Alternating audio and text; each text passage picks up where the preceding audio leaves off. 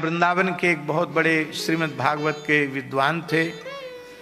भागवत जगत का भीष्म पितामह ही उनको कहें तो कोई अतिशयोक्ति नहीं। बहुत अच्छे विद्वान थे। पुराणाचार्य प्रातस्मरणीय पंडित श्री श्रीनाथ जी शास्त्री, विधिवत काशी में वे पढ़े थे और पंडित प्रकांड थे वो। तो उनकी कथा में एक बार हमने सुना, पंडित श्रीनाथ शास्त्री जी कहते थे कि कथा में एक बहू ने आए के अपने बहू कथा सुनवे आई तो लौट के घर को गई तो अपनी सासू माते बोली कि मेरे बालक हैवे बारो है तो हैवे लग जाए तो मैं सोती न रह जाऊं, हमें जगाए दीजो। उनके मुख से सुनी हमने। तो सास ने कही री बाबरी कहा कह रही है, मैं तो एक कहा जगाऊंगी तू सबरे मोहल्ला जगाए देगी रोई रोई के। ये तो भगवान का अवतार होता है तो किसी को पीड़ा कष्ट देने के लिए नहीं होता, अपितु सबका कष्ट हरने के लिए होता है। 1 महीने का मतलब 1 महीने वाला समय नहीं, 1 दिन में ही 1 महीने का समय।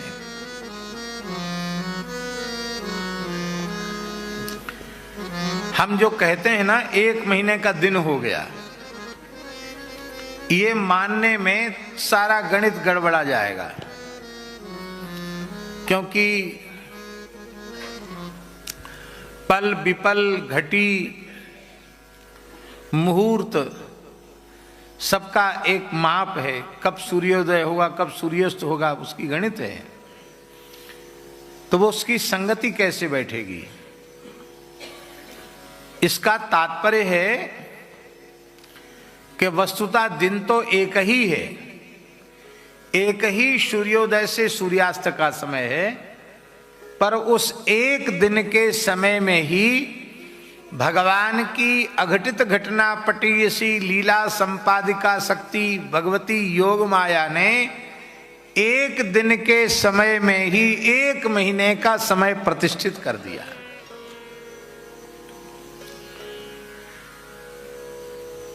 भगवान की माया के लिए सब कुछ संभव है। आपको तो 1 दिन की बात कहते हैं, 1 महीने की बात कह रहे हैं। भगवान की माया इतनी विलक्षण है कि पलक गिराने में जितना समय लगता है उससे आधे समय को कहते हैं निमिषार्ध। क्या कहते हैं? पलक गिराने के समय में जो आधा समय है वो निमिषार्ध। उस निमिषार्ध में भगवान की योग माया चाहे तो सैकड़ों ब्रह्माओं की आयु को प्रतिष्ठित कर सकती है। तो 1 दिन में 1 महीने का समय प्रतिष्ठित हो गया, इसमें क्या आश्चर्य की बात है। और भागवत में इस प्रकार का प्रमाण है। श्री मार्कंडेय महर्षि को 6 मनवंतर हो गए थे तपस्या करते करते। कितने मनवंतर? 6। भगवान ने प्रकट होकर दर्शन दिया, कहा वरदान मांगो। बोले भगवान हम सुनते हैं कि आपकी माया बड़ी प्रबल है, बड़ी प्रचंड है, पर हमने तो जब से जन्म लिया तब से अब तक आपकी माया का अनुभव ही नहीं कर पाया। तो हम आपकी अचिंत्य अनंत शक्ति वाली माया का दर्शन करना चाहते हैं। भगवान हंसने लगे। लोग माया से बचने के लिए भजन करते हैं और ये माया से जन्म से ही बचे बचाए हैं तो कहते हैं हम माया देखना चाहते हैं। चलो ठीक है, देख लेना माया।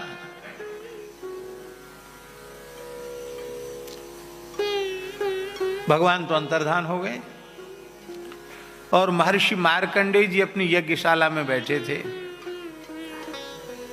हवन कर रहे थे और हाथ में आहुति लेकर उन्होंने ओम नारायणाय नमः स्वाहा।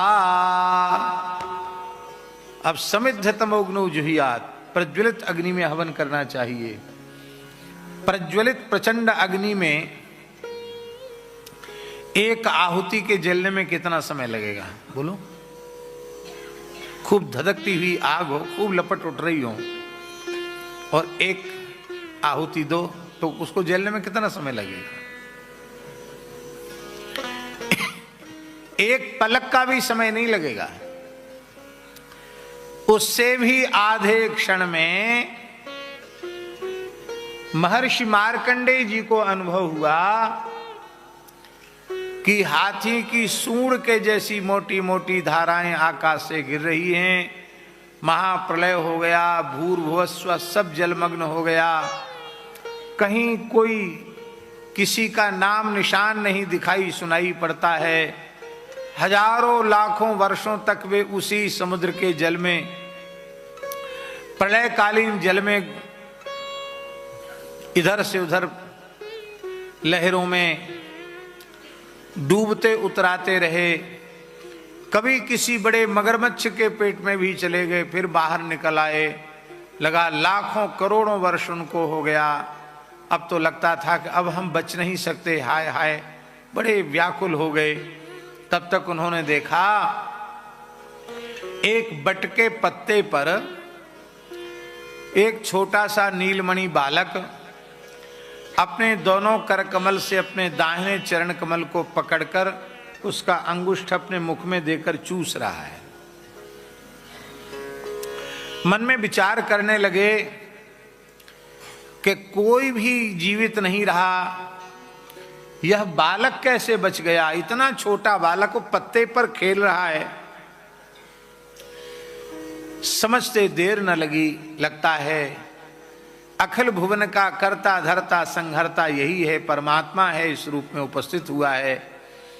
तब आपने स्तुति की, करार बिंदे पदार बिंदम मुखार बिंदे विनिवेशयंतम बटस्य पत्रस्य पुटे शयानम बालम मुकुंदम मनसा स्मरामि। और बाल मुकुंद भगवान हंसे, सो वो भीतर चले गए उनके। न जाने कितने तरह की सृष्टि देखी, कितना ब्रह्मांड देखा।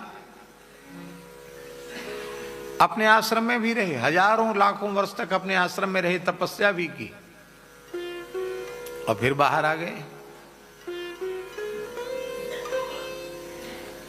फिर बाहर आए तो फिर देखते हैं हम उसी समुद्र में उतरा रहे, तैर रहे हैं। फिर अरे फिर विपत्ति में पड़ गए। तब तक क्या देखते हैं, जैसे झक्की सी खुली, उनको लगा कि हम तो अपनी यज्ञशाला में हवन कर रहे हैं।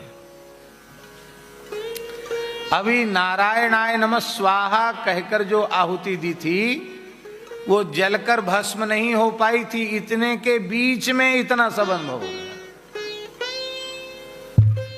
ऐसे ऐसे कांप रहे थे, पसीने से लथपथ हो रहे थे। भगवान प्रकट हो गए, बोले ये कुछ नहीं, ये सब मेरी माया है। बोले बस बस देख लिया, अब नहीं देखना, पेट भर गया आपकी अचिंत्य शक्ति।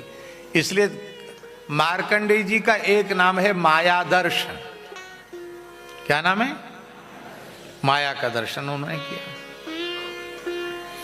अब मेरी माया कभी तुम्हें प्रभावित नहीं करेगी।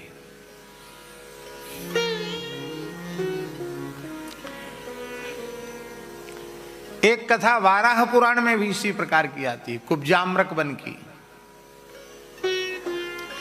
कुब्जाम्रक वन जिसको ऋषिकेश कहते हैं। ऋषिकेश में गीता भवन का जो क्षेत्र है, ये सारा स्वर्गाश्रम गीता भवन का क्षेत्र सब कुब्जाम्रक वन है। इसकी वाराह पुराण में बड़ी महिमा का वर्णन है।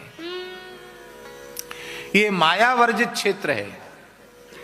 यहां रहने वाले मरने वाले कीट पतंग भी मोक्ष को प्राप्त करते हैं, ऐसा लिखा है। यहां एक महात्मा निवास करते थे। उन्होंने भी भगवान की माया को देखने की इच्छा व्यक्त की। भगवान ने चतुर्भुज रूप में उनको दर्शन दिया और वे महात्मा कुब्जाम्रक वन से गंगा जी में गोता लगाने के लिए गए। गोता लगाए, गोता लगाते ही बाहर निकले तो उनको क्या अनुभव हुआ? गोता लगाते ही कि हम तो कहीं ऐसे क्षेत्र में पहुंच गए हैं जो मछुआरों का क्षेत्र है। चारों ओर लोग मछली पकड़ रहे हैं, मछली मार रहे हैं, कोई भून रहा है, कोई खा रहे हैं।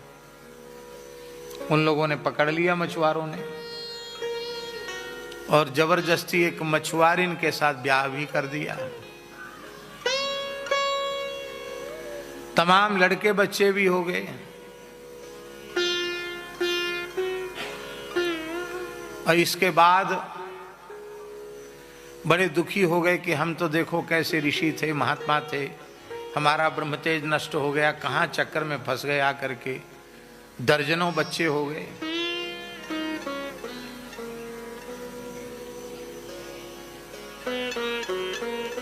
मन में सोचे चलो गंगा जी नहाया मैं।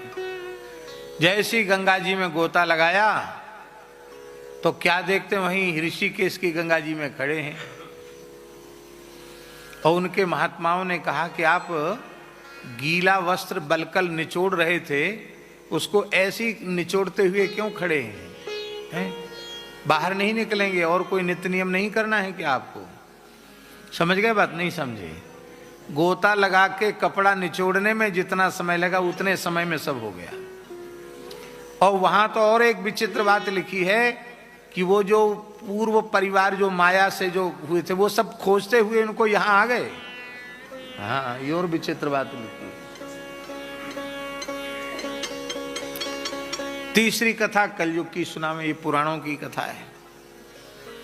एक पंडित जी थे उड़ीसा के, उत्कल देश के एक ब्राह्मण देवता थे, परम भागवत थे, भगवान के बड़े भक्त थे, परम वैष्णव थे।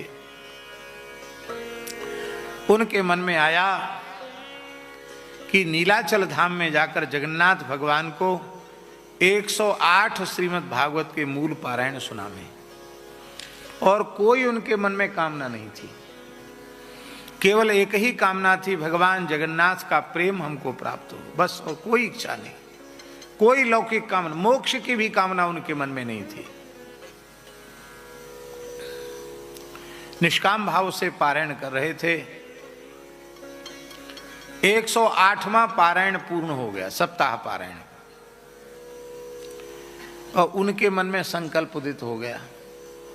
क्या? बोले जैसे भगवान ने मार्कंडेय जी को माया दिखाई, हमको भी दिखा, में देखें तो सही भगवान की माया कैसी है। ये सब जगत माया ही है, लेकिन फिर भी भगवान दिखा में देखें कैसी माया, ये मन में आ गया। तो भगवान का नाम है भक्तवांछा कल्पतरु। भगवान ने कहा चलो थोड़ा पंडित जी से खेल करते हैं।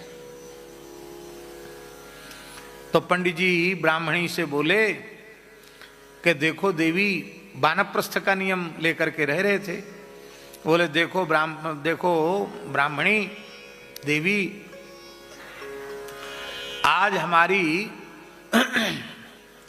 भागवत की पूर्णाहुति हुई है, हमारे अष्टोत्तर सतपाठ का अनुष्ठान पूर्ण हुआ। आज सायंकाल को हम लोग उत्सव मनाएंगे, लेकिन अभी तो हम मध्याह्न संध्या करने के लिए समुद्र में जा रहे हैं, स्नान के लिए जा रहे हैं। तब तक तुम थोड़ी सी खिचड़ी बना लो। क्या?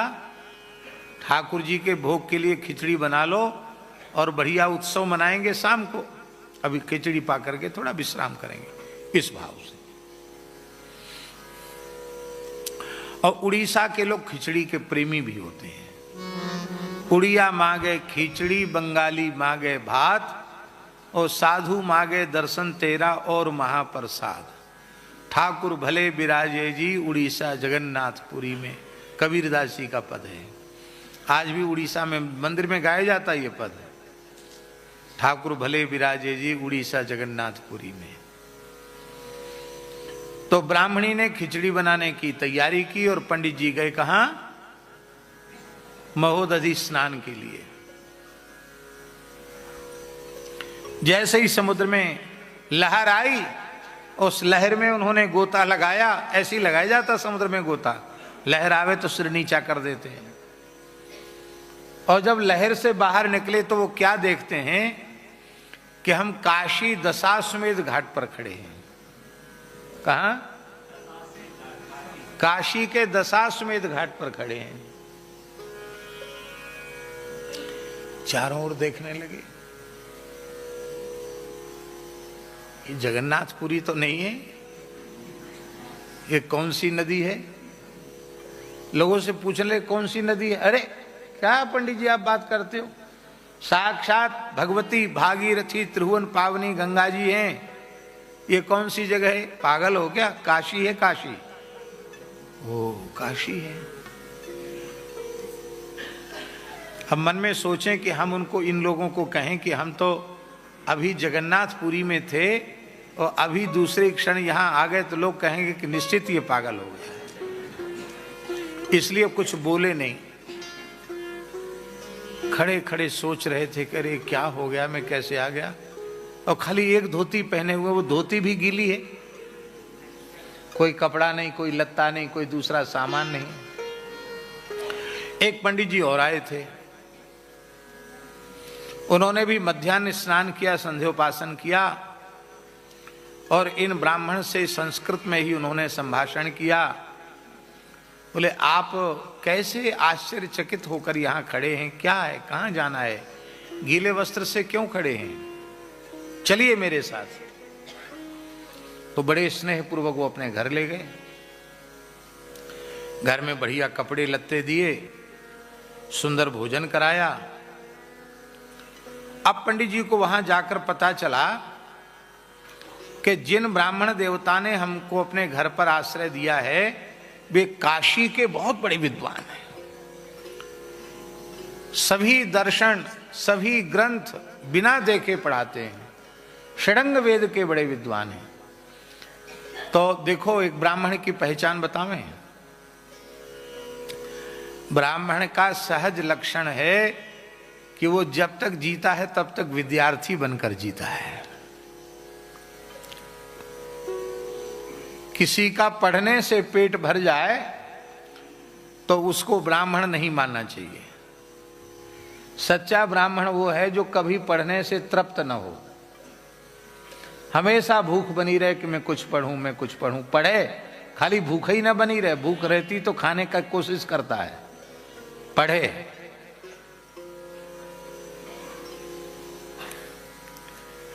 हमारे बटोही झाजी के बगल में झाजी बैठे हैं। सेवा निवृत्त होने के बाद संपूर्ण वैष्णव मतावज भास्कर को आपने कंठस्थ कर लिया। अभी लगभग 80 वर्ष की आयु तो होगी, हैं? 84-85 वर्ष की आयु है। ध्यान देकर सुनो, इस आयु में कई ग्रंथ कंठस्थ कर लिया आपने सेवानिवृत्त होने के बाद।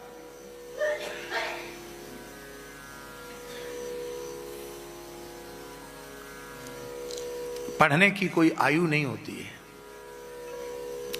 इसलिए लिखा है यावत जीव मधीते विप्रह, ब्राह्मण जब तक जिए तब तक पढ़े। हम आपको सत्य कहते हैं, हमको अभी भी पढ़ने की इच्छा होती है कि हम सब छोड़ के कहीं पढ़ने लग जाएं। अभी भी पढ़ने की इच्छा होती है।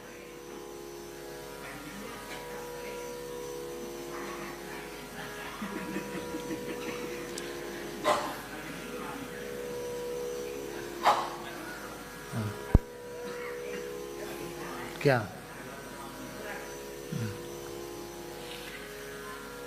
तो आज भी हमको कुछ न कुछ नया पढ़ने की इच्छा होती है। तो पंडित जी के मन में आया, अच्छा हुआ, ब्राह्मणी तो कैसे भी गुजारा कर लेगी, पुत्र मातृभक्त हैं, माता की देखभाल कर ही लेंगे, कोई बात नहीं। इतने अच्छे पंडित जी मिले हैं तो कोई पता तो है नहीं, यहीं रह के पढ़ लेते कुछ दिन। तो वो पंडित जी उनसे पढ़ने लग गए और भगवान की ऐसी विलक्षण कृपा की पढ़ने में संपूर्ण शास्त्रों के वो भी वैसे ही पंडित हो गए। अब वो ब्राह्मण देवता वृद्ध थे पढ़ाने वाले, उन्होंने कहा कि देखो मेरी एक ही पुत्री है, कोई योग्य वर मिला नहीं, और तुम बहुत पवित्र ब्राह्मण मालूम पढ़ते हो और शास्त्रों के विद्वान भी हो, तो हमारे गुरुकुल को चलाओ और मेरी एक ही आज्ञा है कि मेरी पुत्री का पाणी ग्रहण करो। अब गुरु और आज्ञा करिए से गुरुजी की बात मानकर पुत्री का पाणी ग्रहण भी कर लिया। समय आने पर गुरुजी और ससुर जी दोनों संबंध हो गए ना, वो पधार गए। तो पंडित जी ने उनकी विधिवत अंत्येष्टि आदि भी कर दी। उस दूसरे विवाह जो हुआ था पढ़ाने वाले गुरुजी की बेटी से, उसके भी कई संतान हो गए। वो भी पढ़ लिख कर बड़े विद्वान हो गया, वो सब विद्यालय चलाने लगे, उनके भी ब्याह हो गए, उनके भी बच्चे बच्चे हो गए। तो पंडित जी कभी कभी अपने मन में सोचें कि हम तो उड़ीसा के ब्राह्मण थे, वहां ब्राह्मणी को छोड़ के आए, 60-65 वर्ष की आयु में दूसरा विवाह कर लिया, तो यहां भी इतने बच्चे हो गए, उन बच्चों का क्या होगा, वो बेचारी ब्राह्मणी का क्या होगा। मैं किसी को कहूं तो कोई मेरी बात पर विश्वास नहीं करेगा, तो मन में आता तो बोलने का, लेकिन बोल नहीं पाते। एक दिन अपनी ब्राह्मणी से बोले कि देवी, मैं दशाश्वमेध जा रहा हूं मध्याह्न संध्या करने के लिए। जाओ, आप तो जाती हो, रोज जाते हो, आज कोई अनहोते जा रहे हो, जाओ। पंडित जी गए, गोता लगाया तो देखते हम जगन्नाथपुरी के समुद्र में खड़े हैं।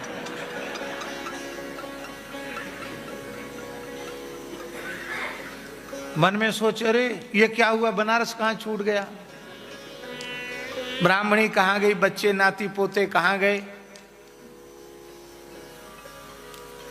सो गीला कपड़ा निचोड़े भी नहीं, अपना लोटा सोटा लंगोटा भी वहीं छोड़ के जल्दी जल्दी जैसे कोई पगला सा जाए, ऐसी गीले कपड़े से धोती से पानी टपक रहा है, पास में ही रहा होगा घर। आ गए। ब्राह्मणी ने कहा, बुद्धि ठीक तो है आपकी?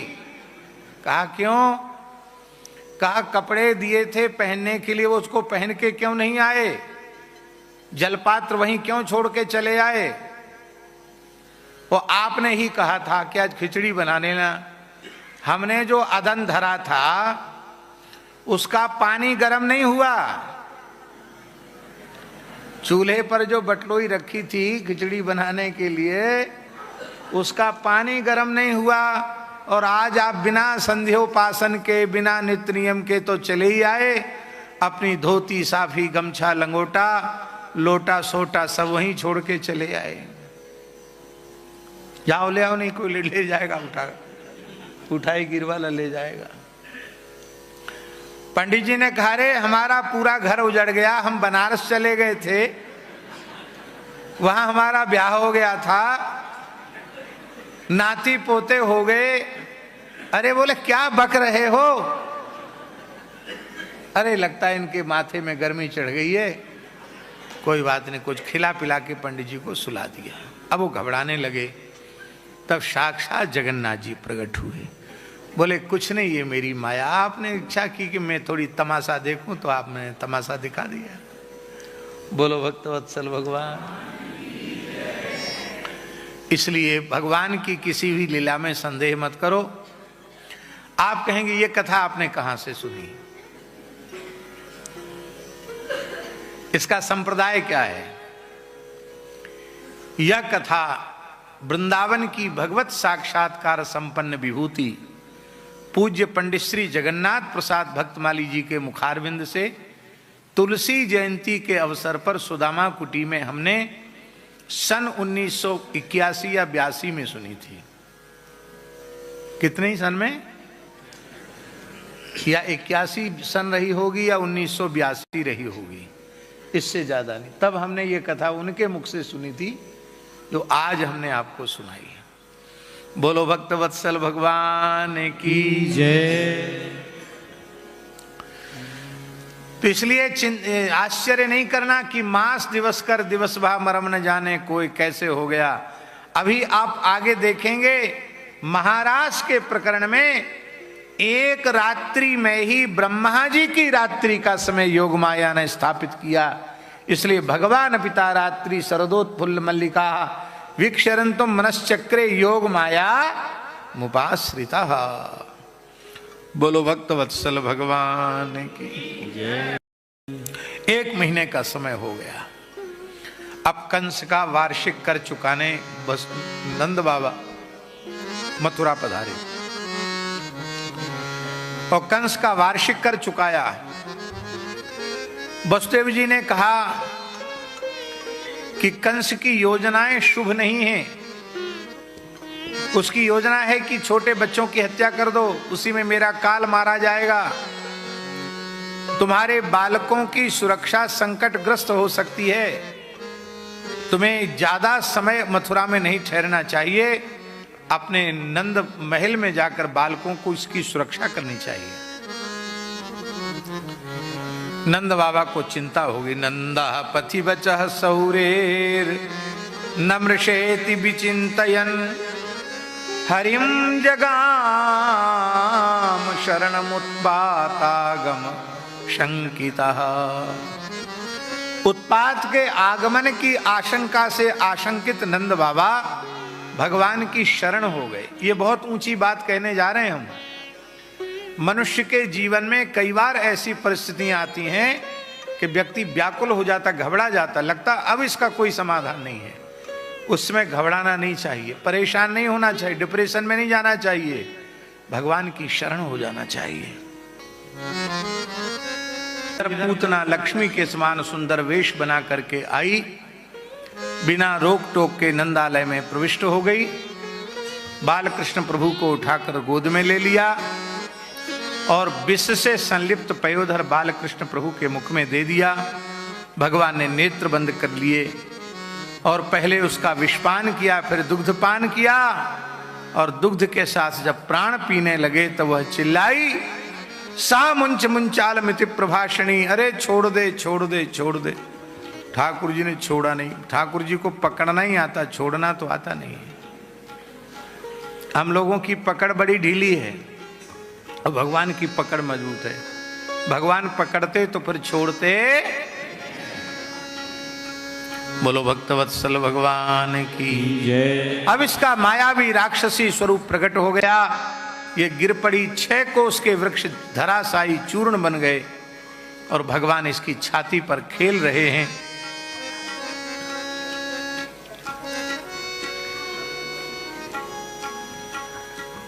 ग्वाल वालों ने यत्न पूर्वक उठाया, देवकी यशोदा जी की गोद में पौड़ाया, यशोदा जी को होश आया, भगवान को स्तनपान कराया। भगवान ने प्रेम से दूध पीना आरंभ कर दिया। अब बालक का स्पर्श राक्षसी ने कर लिया, इसका शुद्धिकरण होना चाहिए। बालकृष्ण को गौशाला में लाया गया और विलक्षण प्रकार की चिकित्सा आरंभ हो गई। ऐसा इलाज और कहीं नहीं होता है। गोमूत्रेण स्नापयित्वा पुनर्गोरजसार्भकम्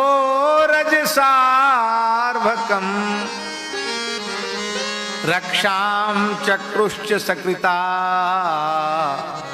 द्वादशांगे सुनामभिः।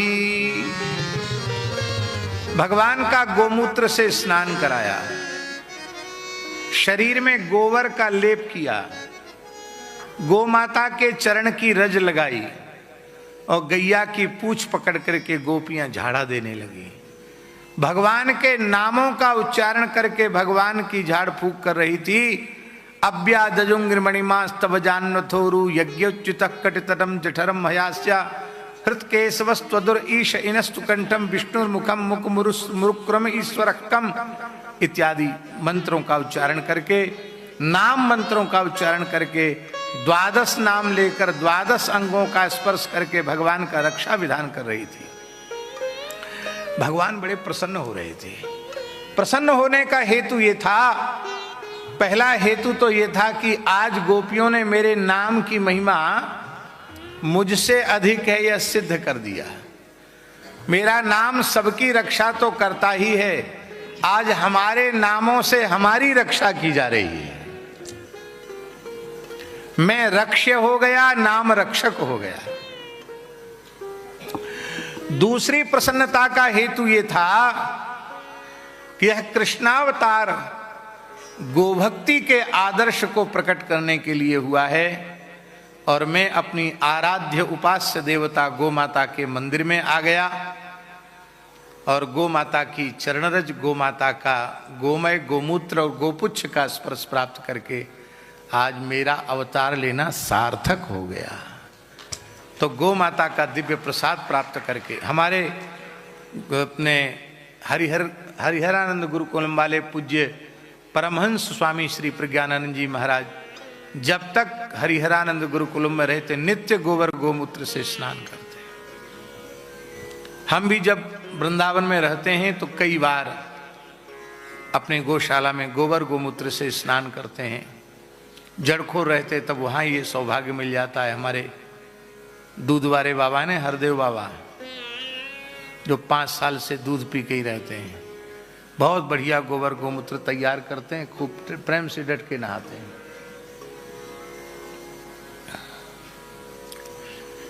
गाय का जो शास्त्रीय लक्षण है वो वेद लक्षणा भारतीय देसी गायों में ही घटित होता है, इसलिए गौशाला उसी को कहते हैं जिसमें वेद लक्षणा गाय हो। यहां हमसे कहा गया कि कहीं गौशाला में चलने के लिए कि वहां चलें, अभिषेक जी ने कहा। तो हमने कहा वहां सब देसी गाय हैं? बोले नहीं, सब तरह की हैं, दोनों तरह की हैं। कि तब हम नहीं जाएंगे।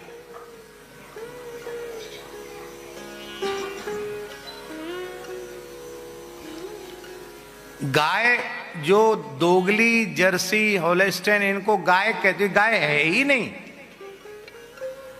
गाय तो भारतीय देसी गाय ही गाय है।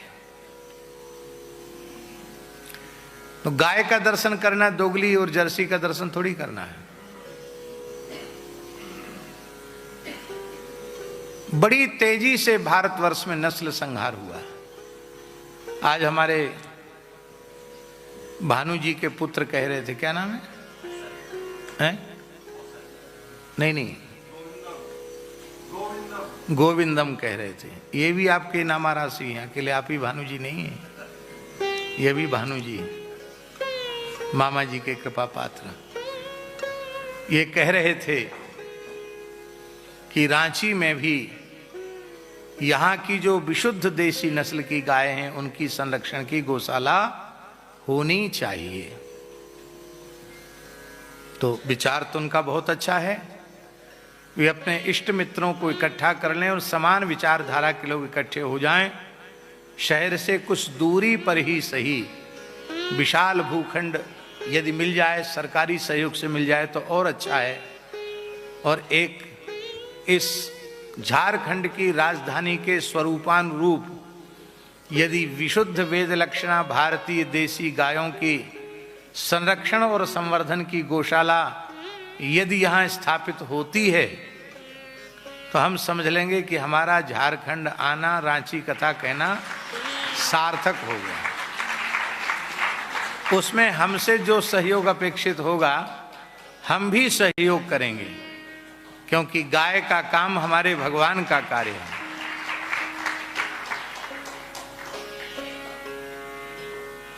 सब जगह है, जितने ठाकुर जी के स्थान हैं सब जगह गौ सेवा का ही कार्य हो रहा है। जड़खोर गोधाम के लिए तो हमने आपसे निवेदन किया था कि आप जब भी ब्रज में आएं एक बार जड़खोर गोधाम का अवश्य दर्शन करें। हजारों की संख्या में गाय कितनी स्वस्थ प्रसन्न, गोष्ठ कितने व्यवस्थित हैं, कितने स्वच्छ हैं और कितनी सावधानी से पूज्य भाव से सेवा हो रही है। जो भी लोग आते हैं वे आश्चर्यचकित हो जाते हैं कि ऐसी सेवा होती है।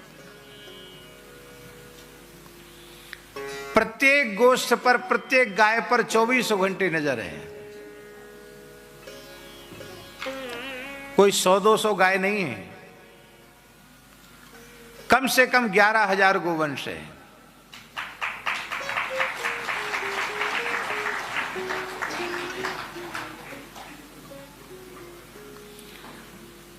अब प्रत्येक गोष्ठ में कैमरा है, घूम घूम कर फोटो लेने वाला, और ग्वारियों की 24 घंटे की ड्यूटी है। रात में भी कोई गाय बोली, बछड़ा बोला तो जो ऑफिस में बैठा हुआ है बड़े कैमरे लगा करके वो तत्काल उस नंबर पर फोन करेगा, भाई बछड़ा क्यों बोला, बछिया क्यों बोली, गाय क्यों बोली, क्या कारण है। और यदि ये देखने में आ गया, पकड़ में आ गया कि वहां का रक्षक सो रहा है, वो सावधान नहीं है, तो 1 घंटे में ही उसकी छुट्टी, तत्काल दूसरा नियुक्त होगा। और 90% गाय कसाईयों से बचाई हुई गाय हैं, लेकिन आप देखकर कह नहीं सकते कि कसाईयों से बचाई हुई गाय है। उन्हीं में से संरक्षण और उन्हीं में से संवर्धन हो रहा है। आप लोग कहें उसमें जर्सी नहीं आती हैं क्या? पहली बात तो हम लेते ही नहीं। दूसरी, कथनचित सरकारी ट्रक में आ गई तो उनके लिए बहुत दूरी पर एक अलग बाड़ा बना है, वो इनके साथ मिली हुई नहीं है, वो एकदम अलग हैं। उनका हुक्का पानी अलग है, उनका जूठन इनको नहीं खिलाया जाता है, इनका उनको स्पर्श नहीं कराया जाता है, और उनमें वृषभ नहीं रखा जाता है। वो ब्रह्मचर्य व्रत का पालन करके अंतिम श्वास तक वहां रहें। खुराक सबको मिलेगी एक जैसी, खुराक में अंतर नहीं है, लेकिन उनके वंश की वृद्धि का विचार नहीं करते हैं। वे अंतिम क्षण तक ब्रजरज प्राप्त करें, ब्रजवास प्राप्त करें, ऐसा भाव मन में रहता है। और गो सेवा का काम स्वामी जी सर्वत्र भगवान ही कर रहे हैं। मनुष्य यदि अपने मन में अहंकार करे कि मैं कर रहा हूं, तो यह उसकी मूर्खता है। आज आप अनुभव कर सकते हैं, हजारों की संख्या में जहां गोवंश हो, उतनी बड़ी व्यवस्था के संचालन का 1 महीने का कितना खर्च होता होगा। केवल जड़खोर गोधाम का 2.5 करोड़ से ऊपर महीने का खर्च है।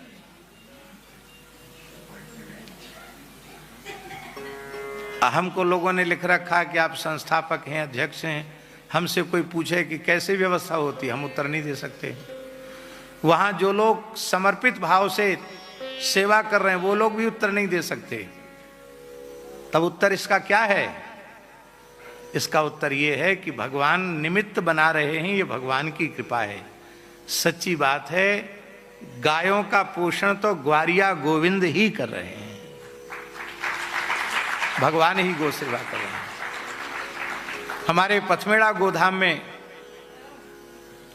1.5 लाख से ऊपर गोवंश है, और पूज्य स्वामी श्री दत्त शरणानंद जी महाराज की पवित्र सन्निधि में वो महान सेवा का प्रकल्प चल रहा है। आप देखिए इतनी बड़ी गौशाला की व्यवस्था कैसे हो रही है, भगवान के संकल्प से हो रही है। आपने तो जालन जी जहां जहां ओरछा में, ललितपुर में, जहां अभी उत्तर काशी में जो स्थान है, वहां भी गाय का काम शुरू है। वहां की जो मूल नस्ल है बद्रीस नस्ल, उस बद्रीस नस्ल का बहुत तेजी से नस्ल लुप्त हो रही है। गांव गांव में घूम करके विशुद्ध नस्ल की बद्रीस गाय और बछड़े को खोज खोज कर मुंहमांगी सेवा देकर उनको लाया जा रहा है, और ये प्रयास किया जा रहा है कि आने वाले कुछ समय के बाद वो पूरा क्षेत्र बद्रीस नस्ल से फिर सुरभित हो उठे। गोबर गोमूत्र से वहां की भूमि बहुत सुंदर, छोटी छोटी गाय है। हमको लगता है छोटी छोटी गैया, छोटे छोटे ग्वाल, वहीं का भजन है क्या? भगवान ने उनका आकार प्रकार इसलिए बढ़िया बनाया, इतनी छोटी गाय पहाड़ पर ऊपर तक चली जाती है, बहुत भारी गाय होगी तो कैसे चढ़ पाएगी। तो वहाँ की जलवायु और प्रकृति के अनुरूप भगवान ने उनकी संरचना की है। और आपको सुनकर विश्वास नहीं होगा, बद्रीस नस्ल का शुद्धतम जो बिलोना वाला घी है ना, उसका सरकारी रेट 11,000 से 15,000 तक का है लीटर का। आप विश्वास ही नहीं करोगे कि 11,000 रुपये लीटर या 15,000 रुपये लीटर होता है। वहाँ के एक बहुत बड़े अधिकारी हैं, वो कहते हैं महाराज हम लोग सैंपल के लिए रखते हैं, बड़े बड़े मंत्री अधिकारी आते हैं तो उनको गिफ्ट के रूप में देते हैं। यहाँ के घी से कई गुना अधिक उसमें शक्ति है, सुगंध भी बहुत अधिक है, विलक्षण सुगंध है उसमें। उसका कारण है कि वो गंगा जी का जल पीती हैं, और कोई केमिकल है नहीं, पर्वत की औषधियों को खाती हैं, दूध बहुत थोड़ा होता है, अधिक से अधिक 1 लीटर दूध, 1 लीटर दूध है तो बहुत अच्छे दूध की गाय है, बद्री गाय, ऐसा समझ लो। क्यों स्वामी जी? लेकिन वो 1 लीटर दूध भी यहां के मैदान की 10 लीटर दूध वाली गाय के दूध में उतनी गुणवत्ता नहीं है जितनी गुणवत्ता 1 लीटर दूध में। अद्भुत है महाराज, भगवान ने कैसी। और स्कंद पुराण में गो निष्क्रमण तीर्थ का वर्णन है, और इस गो निष्क्रमण तीर्थ में भगवान नारायण के द्वारा ही इन गायों की सृष्टि की गई, इसलिए इन गायों को बद्रीश गाय कहा जाता है।